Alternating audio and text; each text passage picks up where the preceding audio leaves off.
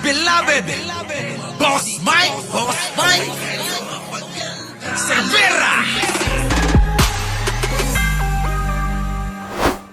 Ito ho yung pinoprotektahan, mga kababayan. Oh. Yan, oh. Tingnan nyo. Ayan. Pinakatotoo. Oh. The most credible witness ever produced by the Oh. Honorable Tignan nyo mga kababayan, oh. Walang nanonood kay Marcoleta. Oh. Ulitin natin. Ito ho yung, wala eh. Wala talaga. Ito ha. Oh. Committee na inaakala ko na pinakatotoo. The most credible witness ever produced by the Honorable Committee. Sabi rito, kawawa ka naman, Marcoleta. Mukhang walang nakikinig sa'yo. Orly Gutierrez. Wala. Oh. Kailangan po ang tumukoy Oh. at Diba? kumonekta sa pagitan ni Saldico at ang dating Speaker, Martin Romualdez. Walang nakikinig, mga kababayan. 'Di ba? Oh, ha? Oh, ni ano? Ha? Oh. Kita nyo, mga kababayan ko, no? Wala na pong iba. Walang nakikinig, wala nang ibang nakikinig sa iyo. 'Di ba? Paano, mga kababayan, no? Yung mga nangyayari diyan, no? Ayan, no? Oh. Ang kalsada. 'Di ba? Oh. Dami nang naipit. Oh.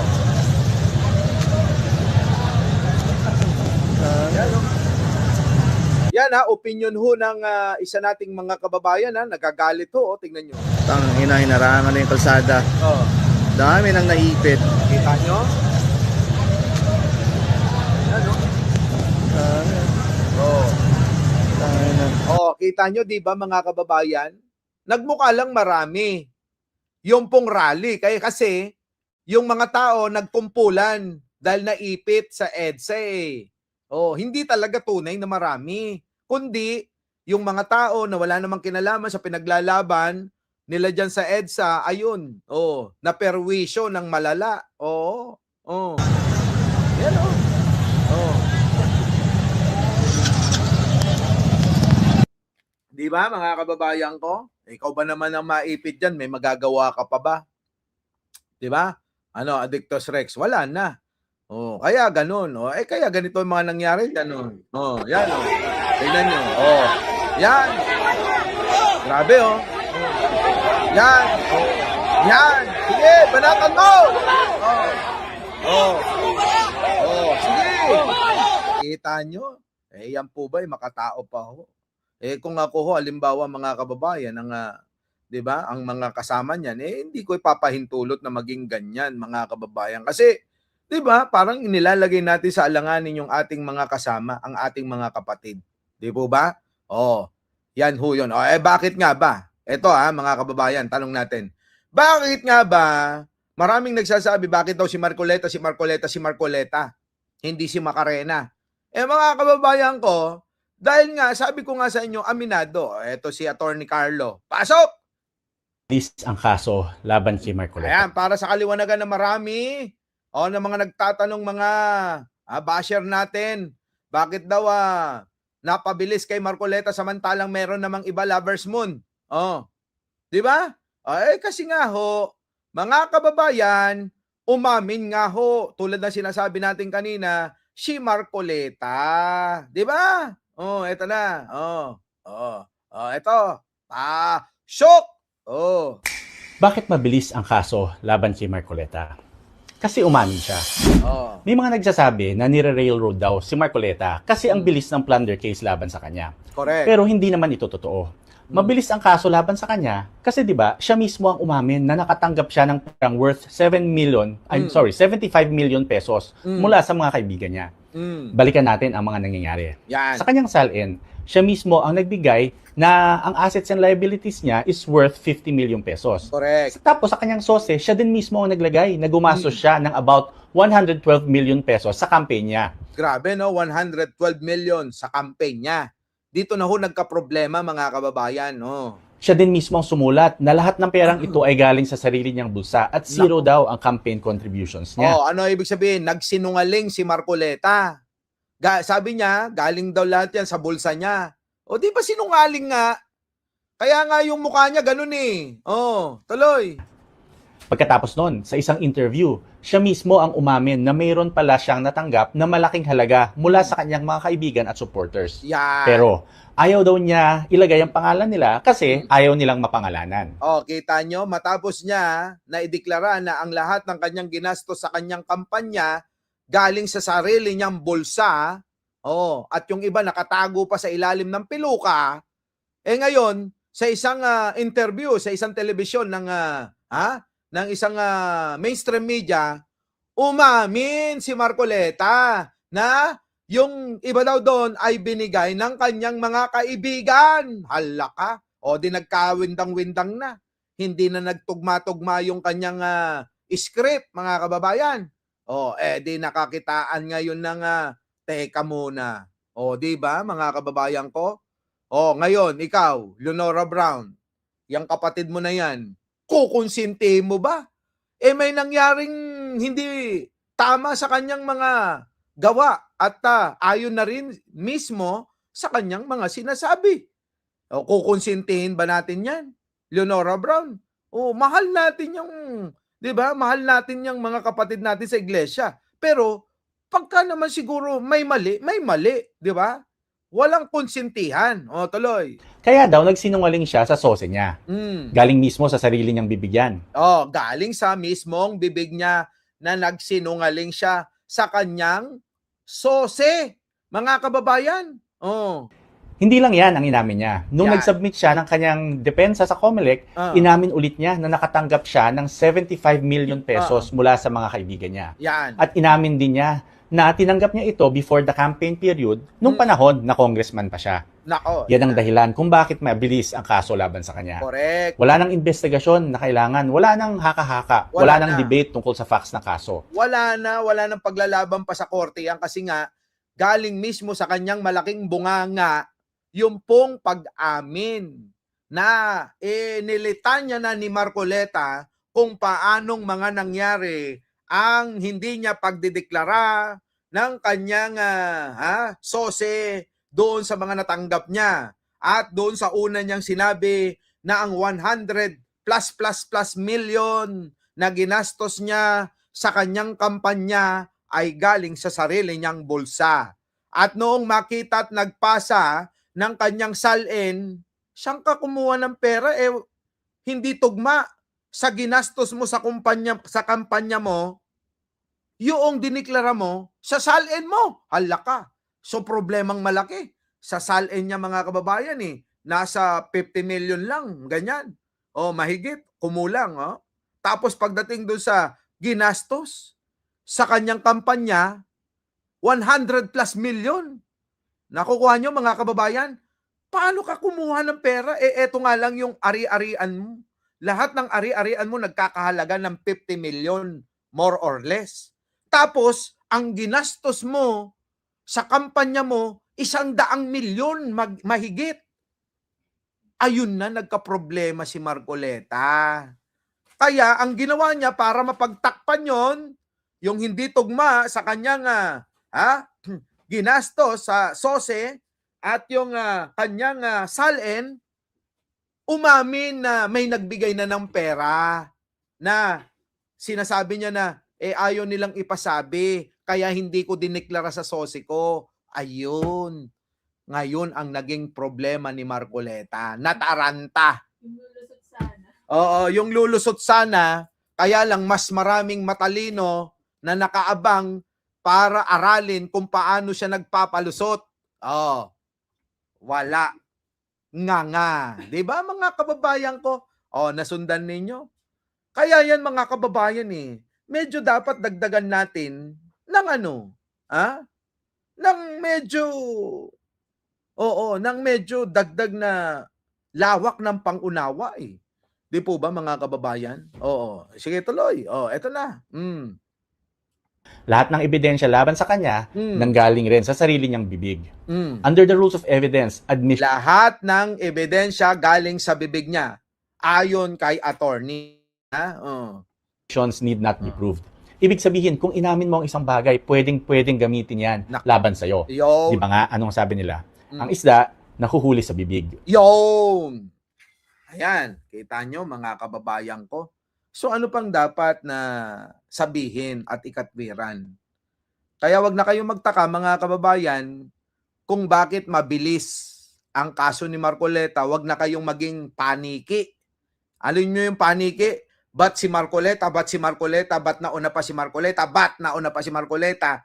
Bakit si Marcoleta? Marami pang iba. Bakit hindi si Martin? Bakit hindi si Saldico? Bakit hindi si Villanueva? Bakit hindi si Chis Escudero? Mga putang inang yun, hindi pa umaamin.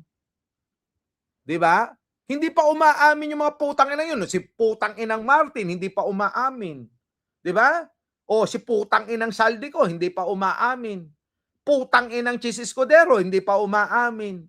Putang inang Villanueva, hindi pa rin umaamin. Si Marcoleta, ang gusto ko sa kanya, honest. Honest, mga kababayan. Honest. Yun ang gusto ko lang sa kanya. Naging honest si Marcoleta. Oo, na yun din yung pagiging honest niya, yun ang nagpabilis ng kanyang kaso para mga kababayan, ayan, nauuna na masampahan ng plunder.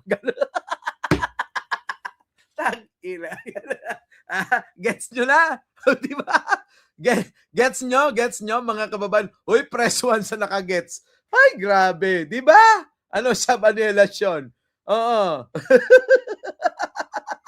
Ayun si Alex. Talaga? Parehas tayo. Oo. Parehas tayo. Ewan ko sa'yo. Ay, nako. Di ba mga kababayan? Yun ang problema kasi naging honest si Marcoleta. Kasi pag INC daw honest dapat. Yun pala yun. Ang sakit sa ulo, mga kababayan, di ba? Ngayon, ang tanong mga kababayan, ito ano ngayon ang napala ng mga nagrarally sa EDSA ng 2 araw, Gerardo, sino pa ba yung mga bago dyan? Shoutout sa inyo, ano ang napala? Ito, Attorney Carlo, Attorney Carlo Ibanez, mga kababayan ito, Attorney Carlo, bida ka dito sa channel ko. Pasok! Pasok! Bakit? Ayaw. Ito. EDSA. Ayan. Wala. Ito maganda ito, ito, Sorry sa mga kapatid nating mga yabang daw. Yabang daw Dali. Tangina. Alis sa kalokohan niya. Ayan. Timbog. Takwa niyo? Eto na mga kababayan. Pakinggan natin ulit ito. Ano nga ba? Maraming nagtatanong sa atin. Maraming nagtatanong sa atin, mga kababayan, kung ano nga ba ang napala ng mga rallyista. Kung ano ang napala ng mga rallyista diyan po sa EDSA, sa kanilang pagdemonstrador o pagrarally. Ano. Ito, pakinggan natin. Pasok! Anong na-achieve nila sa EDSA? Wala. Dumaan ako sa EDSA. Maluwag ang daan. Mula Parañaque hanggang San Juan, wala pang 30 minutes ang biyahe. So, if you think about it, ano ba talaga ang na-achieve nila? Yan. Isipin natin mga kababayan ano ang na-achieve nga ba nila? Parang wala naman. Wala namang nagbago. Walang natigil na kaso. Walang nabaliktad na desisyon. Nakaabala lang ng konti, pero di naman ganun kalaking abala. At hindi naman buong Pilipinas ang naapektuhan. Correct. Yung mga ilang tao lang na kailangan talagang dumaan ng EDSA kahapon. Yan. In the end, isang araw na medyo istorbo lang na wala namang resulta. Kung ang goal nila ay magpakita ng lakas, baka ang mas napakita nila ay yung sama ng ugali. Naku, yan ang mga kababayan, Oo, nasabi ko rin yan Tunay ka, attorney, para bang tignan yung mga kababayan, nasira yung ilan, Nasira po yung ilang imahe ng INC, Sabi ni attorney, na para bang ang nakita tuloy ay yung sama ng ugali. Mga kababayan. True no? Leonora Brown, Totoo ba na naipakita na sama ng ugali yung naipakita ninyo? 'Di ba? Pangit tuloy ng ano no, mga kababayan no, nanandating. Ay biruin ninyo mga kababayan ko. Ha? Oh, hindi ho ako nagsasalita hindi ako nagsasabi. Kung hindi ito o sa mga kaibigan nating mga nanonood, alam ko naman nanonood kayo sa mga kaibigan nating mga taga-INC. Oh, hindi ako nagsasabi, ibang tao. Oo, hindi ko kayang sabihin sa inyo Mahal ko kayo Oo. O eto, paano yan? Ibang tao na yung nagsasalita, ha? O, sabihin na, loko ka. Ay, nako. Di ba mga kababayan ko? Ang tao ngayon napakaraming nagsasalita against sa INC. Di ba? Agree. Agree naman pala. Ulit nga. Attorney. Pasok. Kung ang goal nila ay magpakita ng lakas, baka ang mas napakita nila ay yung sama ng ugali. Ang pagkawalang pakialam sa batas, ang pagkawalang pakialam sa ordinaryong tao. At pagkatapos ng lahat ng ingay, bumalik din ang EDSA sa dati. Correct. Tuloy ang buhay, tuloy ang proseso ng batas. Baka bukas lang, parang wala nang nangyari sa EDSA. Di ba? O bukas, parang walang nangyari. Ayun, normal na naman. Yung daloy ng trapiko, gano'n na naman. Ano nangyari? Wala, mga kababayan Di ba? Ano nangyari? Di parang wala. Wala lang, ganun. Oo. So ngayon, gago ka Wag mo ko ibubuko. Di ba mga kababayan? Ngayon, wala talaga mga kababayan. Ano ang napatunayan? Ang Pangulo, binaliwala nga lang yan rally Ang Pangulo nga, sabi ko kanina, tumuloy pa rin sa Canada at ngayon nandun nagtatrabaho ang Pangulong Bongbong para sa sambayan ng Pilipino Di ba? Kung iba-iba ho yan, kung katulad ni Digong yan, hindi yan naaalis. Di ba? Mananatili yan dyan sa Malacanang at mando-mando. Yung mga nagrarally na yan, bang-bangin nyo yan, di ba?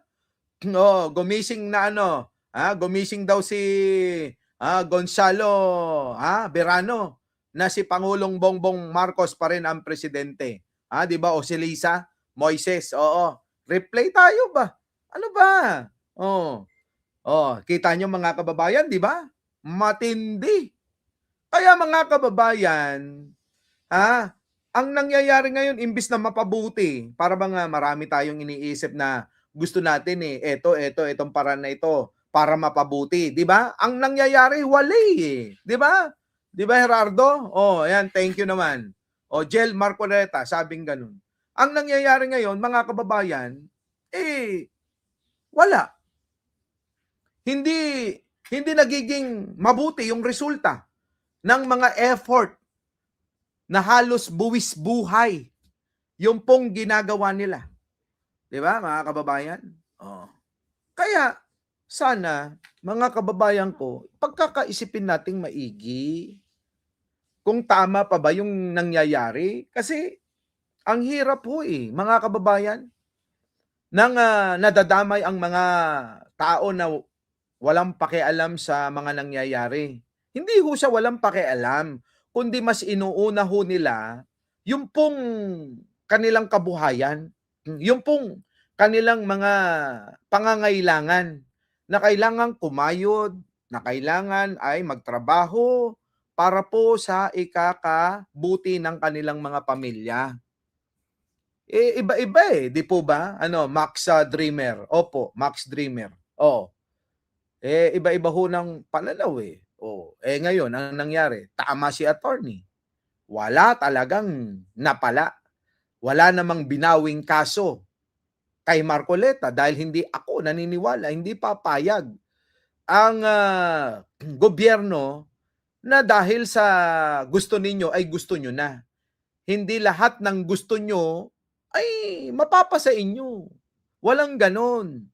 Hindi lahat ng gusto nyo mapapapunta sa inyo. Di ba, mga kababayan ko? Kaya, mga kababayan, ang nangyari, ulitin natin ito para mas maliwanag. Ano nga ba ang napala? Pasok? Anong na-achieve nila sa EDSA? Aha. Wala. Dumaan ako sa EDSA, maluwag ang daan. Mula Parañaque hanggang San Juan, wala pang 30 minutes ang biyahe. So, if you think about it, ano ba talaga ang na-achieve nila? Parang wala naman. Wala namang nagbago. Walang natigil na kaso. Oh, eto na si Tito. si Tito Fire Gaming. Oh, Boss Mike, dami kong kalaban dito na mga DDS kaso di sila manalo sa argumento sa akin dahil to sa Oy, sabihin mo Oo, sabihin mo si Mike Cervera masaya lang yun lagi. Oo. Kaya gayahin na lang nila tayo. Maging masaya lagi. Huwag na yan magpa-stress sa mga ganyang kamo, ha? Ayaw niyan, no? Ayaw ni Mike Cervera nung ganyan. Pa-stress-stress. Bahala kayong ma-stress sa aming kamo. Basta tayo laging masaya lang, di ba? Tuloy, attorney, sorry. Walang nabaliktad na desisyon. Wala. Walang nabawing kaso, walang nabaliktad na desisyon. Tuloy pa rin, mga kababayan, di ba? Lisa Quito, di ba? Pasok! Kago to Sino si Ping? Ano yung sinasabi ni Ping? Hoy, Ping Laksamana, ano sinasabi? Sino ba yan? Lapan. Kaya, eto na. Nakaabala lang ng konti, pero di naman ganun kalaking abala. Totoo naman. Pero sa iba kasi, malaking abala para sa kanila, sa iba-ibang mga kababayan natin. Malaking abala po yun. Tuloy. At hindi naman buong Pilipinas ang naapektuhan. Yung mga ilang tao lang na kailangan talagang dumaan ng EDSA kahapon. Correct. In the end, isang araw na medyo istorbo lang na wala namang resulta. Correct. Fred Summer, Oo, Di ba correct? Oo. Tuloy ang ligaya. Kung ang goal nila ay magpakita ng lakas, baka ang mas napakita nila ay yung sama ng ugali. Correct. Ang pagkawalang pakialam sa batas. Ang pagkawalang pakialam sa ordinaryong tao. Yan. Totoo po yun. Yung naipakita para bang gusto nila alam nyo yun, ipakita na kami malakas. Kaya dapat walang sino man ang maaaring kumante sa aming mga membro, parang ganun, mga kababayan. No, na para bang mas mataas pa sila sa batas. Parang ganun, Parang gusto nila ipakita na mas mataas pa sila sa batas. Di ba? No one is above the law nga, di ba, mga kababayan? Pero bakit ganun? Di ba? Tama si attorney. Tama. At pagkatapos ng lahat ng ingay, bumalik din ang EDSA sa dati. Yan. Tuloy ang buhay, tuloy ang proseso ng batas. Yan. Di ba? Matatapang parang wala na, umiiyak na nga, ikaw naman. Bukas lang, parang wala nang nangyari sa EDSA. Wala na. Oo. Attorney, nandoon naman sila ngayon sa Liwasang Bonifacio. Nandoon sila sa Liwasang Bonifacio. Doon naman sila ngayon magngangaw-ngaw. Our beloved Boss Mike Cervera.